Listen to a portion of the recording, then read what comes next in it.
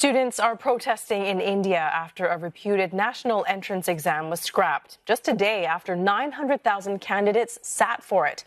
The UGC NEET exam is mandatory for admissions in PhD programs and for securing jobs in teaching roles in government-funded universities. The education minister says the decision was taken after it became clear that the paper was leaked. He called it an institutional failure of the National Testing Agency and vowed to fix responsibility.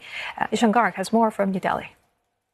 Students here say their future is in limbo.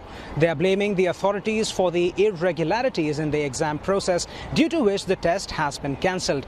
The government hasn't said exactly what went wrong. Education Ministry officials say they received credible information suggesting the tests were compromised. Some students say the exam papers could have been leaked ahead of the test and made public.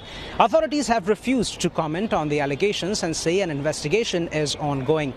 For the students, though, there's little clarity on what comes next. For tens of thousands of them, especially those who come from underprivileged backgrounds, government jobs and PhD scholarships are the only shot at a better life. Poor students who have been doing their education, pursuing their education on loan or something like that, and they are struggling, and this was the time, this was the golden period when all the things will pay off for them. And it's very sad to hear because the students worked very hard for the exam.